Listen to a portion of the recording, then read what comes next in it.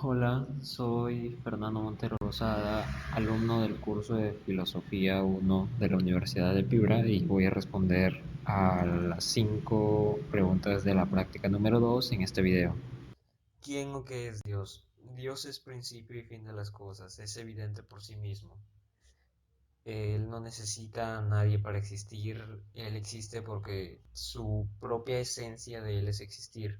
Es un ser de naturaleza meramente espiritual, es un ser incausado. Él se podría decir que es la primera causa de todo. Es la felicidad para el hombre.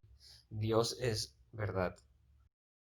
Los modelos que explican la existencia de Dios. Entre ellos tenemos el primero, que es el argumento del ajuste fino. Este argumento parte de que el universo está ajustado para que haya vida y de la probabilidad de que haya sucedido por necesidad o azar, descartando finalmente estos dos y optando porque alguien lo creó y este alguien viene a ser Dios.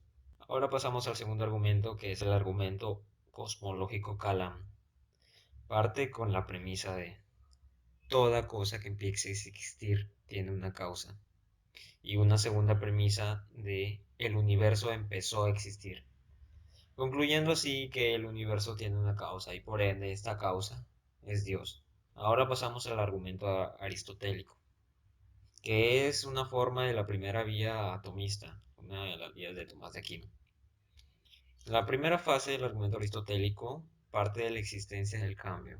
Por ende existe un actualizador puramente actual que sostenga la existencia de todo, y en su segunda fase, por medio del análisis lógico, deducimos que este acto puro es Dios. Pasamos al cuarto argumento, que es la sexta vía atomista. Esta sexta vía no está en la suma teológica, esta sexta vía secreta, por así decirlo, está en el libro sobre la esencia y la existencia.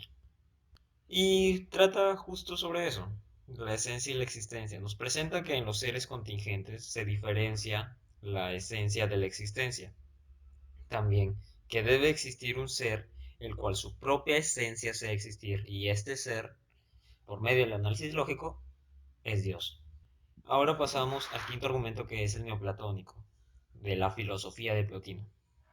Nos dice que existen seres compuestos y que también existe un ser simple completamente. Este ser absolutamente simple es Dios. En el sexto argumento, que es el argumento agustiniano, nos presenta que todos los objetos abstractos son reales. También que existe un intelecto infinito que es su fundamento. Por ende, este intelecto infinito es Dios. Y por último estamos con el argumento racionalista de Leibniz. En su primera fase nos presenta el principio de la razón suficiente. También existe un ser que se explica por sí mismo, y este ser que se explica por sí mismo, nuevamente, es Dios. En el apartado 3 encontramos las posturas del hombre ante la existencia de Dios.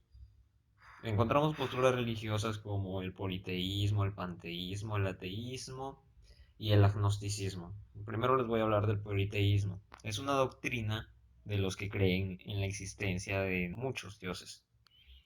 En el panteísmo desaparece la religión, pues niega la existencia de un ser externo al cual rendirle culto. Ellos sostienen que el universo, la naturaleza y Dios son lo mismo, que la existencia de todo lo que es, lo que fue y lo que será, es una noción de Dios. El panteísmo deriva en un ateísmo que es una doctrina que niega la existencia de Dios o de su cognoscibilidad. Para entenderlo mejor vamos a descomponer la palabra ateísmo. El prefijo a es sin, el sustantivo teos, que significa Dios, y el sufijo ismo, que significa doctrina. Esto, en resumen, se entiende como la doctrina que no cree en Dios, ni en Dios, ni en ninguna divinidad, ni en cosas sobrenaturales. El agnosticismo. La negación de la cognoscibilidad de Dios se distingue del ateísmo y se conoce como el agnosticismo. Ellos afirman que no es posible tener conocimiento total sobre las cosas de términos religiosos y solo creen en base a lo que les ha pasado, en base a experiencias. En el apartado 4 tenemos la comparación del Dios de la fe y del Dios de los filósofos. Primero vamos a hablar del Dios de la fe. El Dios de la fe es un Dios que es respuesta viva a la pregunta del ser hombre. Él le da respuesta a la existencia del hombre. Es un Dios práctico, de hechos. Este Dios es norma de vida para los fieles que lo siguen. Es un Dios vivo y personal con el que te puedes comunicar. Es conocible solo en la revelación. Al contrario, el Dios de los filósofos es un Dios puramente teórico que ocupa un lugar en la ratio, en la cual el Dios de la fe no tiene ningún lugar. Es un Dios vacío y rígido, con una definición en base a la metafísica. Es un Dios al cual no se le reza. Con él hay unidad, pero no una comunidad fundada por Dios, al contrario del Dios de la fe, que se comunica con sus fieles. Es un Dios pensado, no personal, el cual no se comunica, al contrario que el Dios de la fe, que es un Dios de hechos. Por último, nos encontramos en el apartado 5, que son las vías de Santo Tomás de Aquino. Primero vamos a responder 3 preguntas, que son: ¿la existencia de Dios es verdad de evidencia inmediata?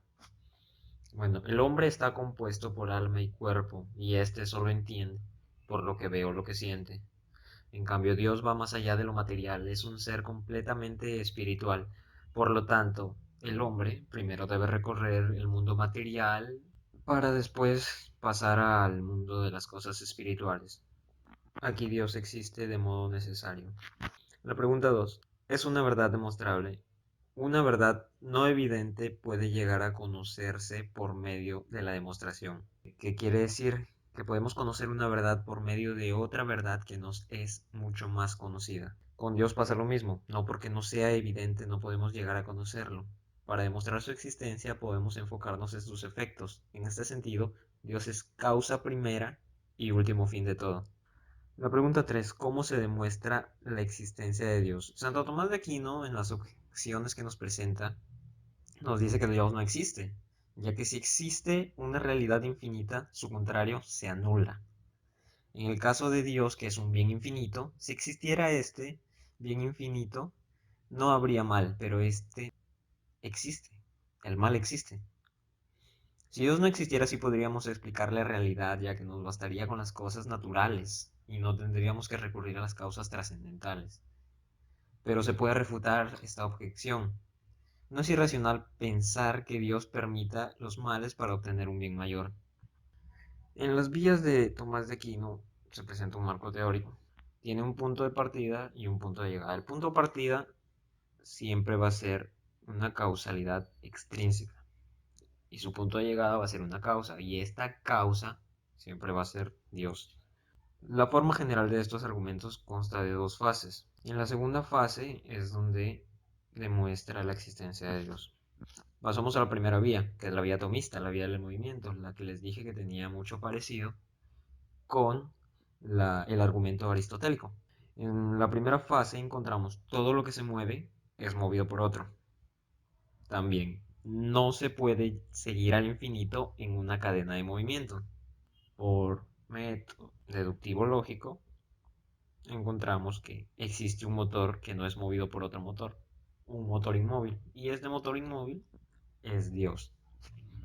En la segunda vía de Santo Tomás de Aquino, que es la vía de la causalidad eficiente, nos presenta una primera fase. Existen causas eficientes subordinadas y también existe una primera causa incausada. Esta causa incausada, por medio del análisis lógico, es Dios.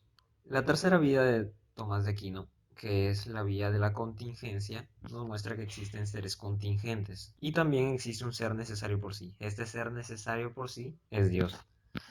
En la cuarta vía tomista, que trata de los grados de ser o grados de perfección, nos muestra una primera fase donde nos dice que existen grados en las perfecciones puras trascendentales, pero también existe un ser perfecto, y este ser perfecto viene a ser Dios. En la quinta vía de Tomás de Aquino, que es la vía de la finalidad o la vía de causa final, nos muestra en su primera fase que existe una finalidad en los seres sin conocimiento, pero también existe una inteligencia ordenadora. Y en su segunda fase, por medio del análisis lógico, esta inteligencia ordenadora viene a ser Dios. Y con esto concluimos los 5 apartados de la práctica número 2. Gracias.